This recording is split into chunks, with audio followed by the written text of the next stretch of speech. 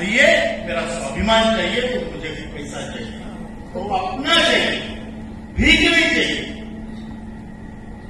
ये कैसे हो सकता है कि मैंने 415 जब भरे 1995 में 1995 में, वो 415 में तो 1 ग्राम सोना आता था, और तो मेरे पैसों को ब्याज नहीं।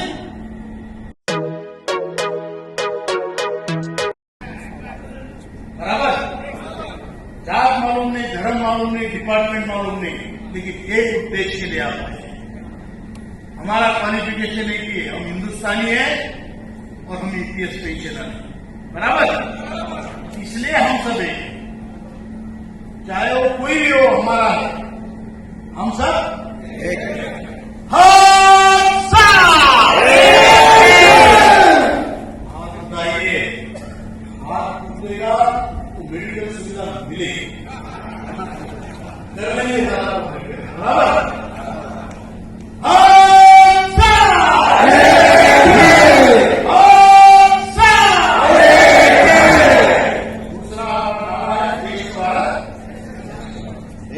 भारत देश दुनिया में देश, दुनिया में मानते हैं भारतीय भले हम थोड़ा अलग, हमारा देश दुनिया में देश है और श्रेष्ठ, और उस देश और श्रेष्ठ देश के देश और श्रेष्ठ नागरिक, इसका हमें अभिमान।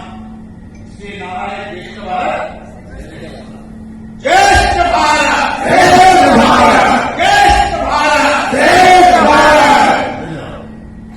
थैंक यू धन्यवाद सर, बहुत बहुत धन्यवाद। संगठन का मतलब यह है कि अलग अलग टाइप के लोग होते हैं और सबको आपको लेके चलना पड़ता है। बराबर है, इसमें भेदभाव, छूत अछूत, ये सारी चीजें नहीं चलती। इसलिए अगली बार आएंगे तो हॉल भर के बाहर लोग होने चाहिए।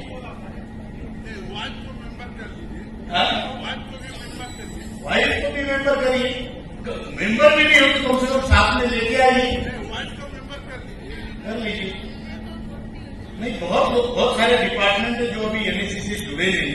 मैं दादा को यही रिक्वेस्ट करता हूँ कि सबको दीजिए, जो नेता अच्छा काम कर रहे हैं उनको काम करने दीजिए, यही कहता हूँ। और आपके बहुत बहुत आभार दादा, और आपकी पूरी टीम के बहुत बहुत आभार। बहुत बहुत आभार आपके, धन्यवाद। कि राउत साहब को तो पेंशन है, मुझे मिलिट्री की अच्छी पेंशन है, फिर इनको यहां आकर ये काम करने की क्या जरूरत है? इनको क्या चाहिए? बराबर, तो मैं बताता हूं आपको, राम को वनवास हुआ, लक्ष्मण को वनवास हुआ था क्या? फिर भी लक्ष्मण राम के साथ गया,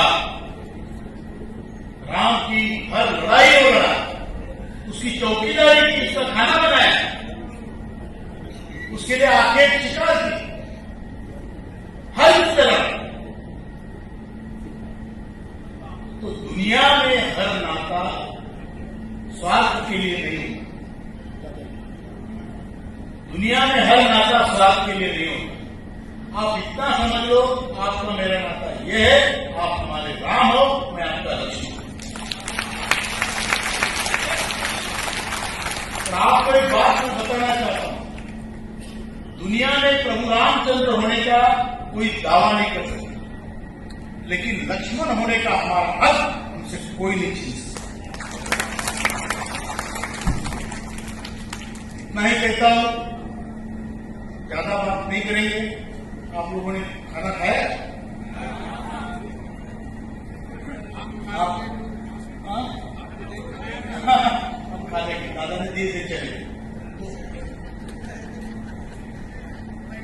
इसके अभी इतना ही कहता हूं, मैं आपका, तपन दादा का और उनकी पूरी टीम का बहुत आभारी हूं। यहाँ पर हमको बुला के इतना मान सम्मान दिया और इतनी बड़ी मीटिंग रखी, और अगली बार बेंगलौर में ये हॉल को करना चाहिए। बराबर है, उसके लिए मेरे पास एक इलाज है, अगर तपन दादा सुने तो संगठन के दरवाजे अंदर आने के लिए खुले रहने चाहिए। ये बंद कर दिया, उधर करनी चाहिए, इधर करनी चाहिए, इधर करनी चाहिए, ऐसा नहीं चलेगा। अगर आपको संगठन बढ़ाना है तो आपको लोगों को गले उनका हक उन्हें क्यों नहीं मिलना चाहिए। ये सारी चीजें हुई है और इसका रिजल्ट आएगा। मैं आपको बता दूं कि ये नई स्कीम जो भी बनी है या उसी स्कीम को जो मॉडिफाई कर रहे हैं उसमें हमारा काम होगा।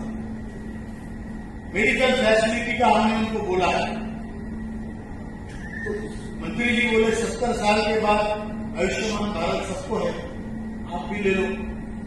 हमने बोला नहीं, हमें 58 साल से चाहिए। रिटायर्ड कामगारों का आयुष्य बहुत कठिन होता है। 58 साल में रिटायर होने के बाद तो उन्होंने प्रिंसिपली ये एग्री किया है 58 साल के बाद जो स्टेट गवर्नमेंट की हेल्थ स्कीम होगी उसमें आपको मेडिकल सुविधा मिलेगी और 70 साल के बाद आयुष्मान भारत में आपका ट्रांसफर होगा। हायर पेंशन के मामले में सिंह सर ने बताया है, हम दोनों 4 मांगे लेके चल रहे हैं, उसमें हायर पेंशन भी है, मिनिमम पेंशन भी है। कोई अगर ये कहे कि हमने किया, एनएसी ने कुछ नहीं किया, उनको बताना चाहता हूं पहले दिन से एनएसी ये मांग लेके चल रही है। जब उन्होंने एग्जाम्पेड नॉन एग्जाम्पेड ये फालतू चीजें की थी, पूरे देश में सर्कुलर चलाने वाली एनएसी आज भी हायर पेंशन वालों के पीछे भी एनएसी रहेगी। ईपीएस 95 का जो मेंबर है, पेंशनर है, वो चाहे मिनिमम पेंशन में हो, हायर पेंशन में हो, जब तक लास्ट आदमी का काम नहीं होगा एनएसी चुप नहीं होगी। ये हमारा संकल्प है।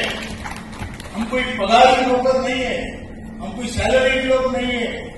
हमारी ताकत हमारे संकल्प का धागा है जो हमने बांधा है और उसके लिए लड़ेंगे, चाहे मरना पड़े। कल हमारी सेंट्रल वर्किंग कमेटी की मीटिंग हुई जिसमें देश के अनेक प्रदेशों से तकरीबन 20 प्रदेशों से लोग आए थे, लीडर आए थे। वहां कुछ महत्वपूर्ण निर्णय हुए। मैं उसके बाद ये तुरंत आज सभा है तो इसमें बताना मैं अपना कर्तव्य समझता हूं। पहला निर्णय है तो उसके पहले सभी एमपी के घर के सामने हमको डेमोन्स्ट्रेशन करना है। करना नहीं, वो हमारी वजह से है, उनकी वजह से हम नहीं है, बराबर। और 5-10 आदमी नहीं जाना है, 100 आदमी जाकर बैठना उसके घर के सामने कि भैया तूने क्या किया, तू बता, ये इतनी बड़ी समस्या तुझे मालूम नहीं है, तू जाके प्रधानमंत्री जी को क्यों नहीं बोलता। पीडोस आंखों में आंखें डाल के बात करो। ये शक्ति आपको होनी चाहिए, तो करना है पूरे देश, सिर्फ बंगाल में नहीं, पूरे देश। फिर उसके बाद जब भी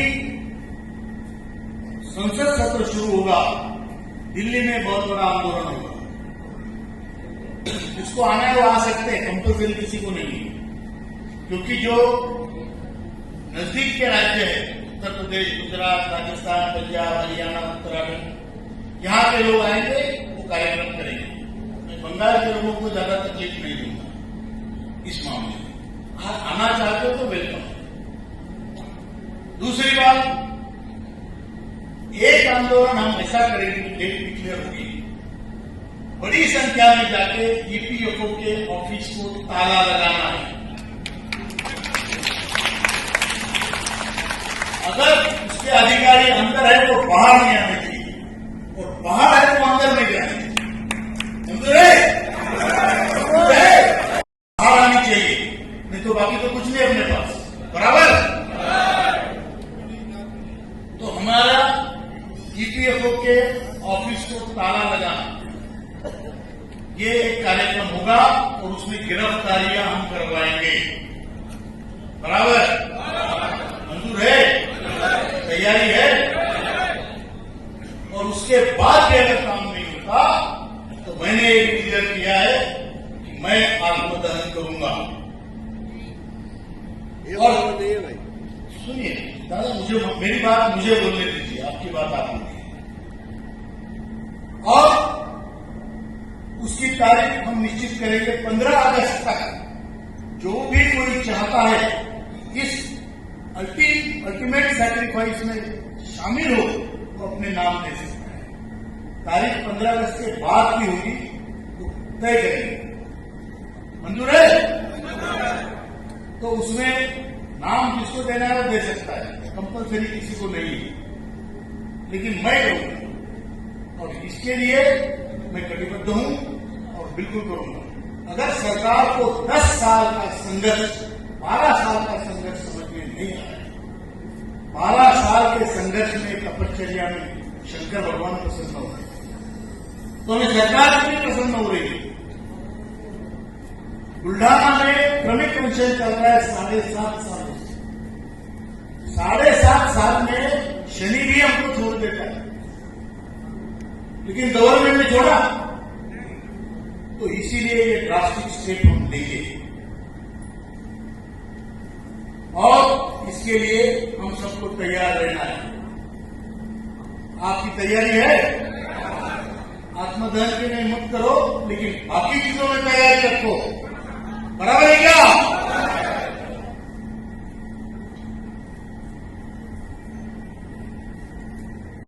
ईपीएस 1995 स्कीम अब बंद हो गई है। अब ईपीएस 2026 की परसों 29 को जारी हुई, उसका गवर्नमेंट लेटर वगैरह आ गया है, गवर्नमेंट ऑर्डर। ये हमारे इसमें अड़चन है। अब ये स्कीम में कुछ लोग बोलते भाई हमारा 95 वालों को क्या होगा, ये तो 26 है। हमने ये इंश्योर किया है, मैं आपको वचन देता हूं, और वहां पे भी हमारी जो चर्चा हुई, आपके सारे अधिकार जैसे थे वैसे रहेंगे और उसमें अभी इंप्रूवमेंट होगा। आपको पेंशन बढ़ के मिलेगी, उस स्कीम में जो अमेंडमेंट्स होंगे उसमें ये काम होगा और आज सबकी जीत होगी। मैं आपको बताता हूं, आज आप हम सब लोग असहाय हैं, लड़ रहे हैं, झगड़ रहे हैं, अपनी तबीयत से कोई किसी की चिंता नहीं है, सब लोग सब हमारे नेतागण, आप लोग। लेकिन जब जीत होगी तो शानदार होगी, वो आपकी मेमोरेबल जीत होगी और ऐसी जीत होगी कि आप मरने तक ये बोलोगे कि साला मैं लड़ा और जीता। बराबर? आपके बेटे को आपकी कितनी कीमत उस लड़ाई में है, लेकिन आपके मरने के बाद आपका फोटो लगाएगा और बोलेगा ये था स्टेट जो जाके दिल्ली से जुड़ा और लेके आया। ये अमर होने का आपका एक कुछ दिन के लिए, कुछ पीढ़ियों के लिए जरिया। ये लड़ाई सीधी साधी नहीं, मैंने बताया विषमता कितनी है, लेकिन ये भी बात सच है कि हमारी संगठना, आपकी संगठना, नेशनल एजुकेशन कमेटी, ये 2 बार प्रधानमंत्री से आधा घंटा चर्चा की है। उनको सारी स्कीम समझाते, उनको इसके दुष्परिणाम, सामाजिक जो दुष्परिणाम इसके हैं वो बताए, मंत्री जी को बताए, वित्त मंत्री को बताए, उनको ये बताया है कि मेरा देश अगर मातृदेव हो, पितृदेव हो, गुरुदेव हो, संस्कृत और लोग हम सामान्य हैं। हम इतने सामान्य लोग हैं कि हमारे पास न शक्ति है, न उम्र है, बीमारियां हमें भरपूर है और हम टक्कर दे रहे हैं इतनी कठोर क्रूर सिस्टम से, और उसके लिए हम संगठित हुए। इतनी बड़ी सिस्टम से इतने असहाय लोगों ने टक्कर देना, ये किसी रामायण से कम नहीं है। 10 मुख वाला रावण, सोने की लंका वाला रावण, अतिशय विद्वान रावण, अतिशय पराक्रमी रावण, लेकिन संगठित होके वानरों ने उसको हराया। तो इंसान है, क्यों नहीं हारे और क्यों नहीं जीतेंगे? जीतना हमारा हक है, क्योंकि हमारा हक बनता है। जब दुर्योधन ने कहा था कि सुई के अग्र पे आने इतनी जमीन में नहीं दूंगा, तो युद्ध हुआ, महाभारत हुआ और पांडव जीते जो 5 थे। हम लोग संगठित रहेंगे तभी हम जीत सकते हैं। इंडिविजुअली हमें कोई कीमत नहीं है। पत्रकार भाई साहब,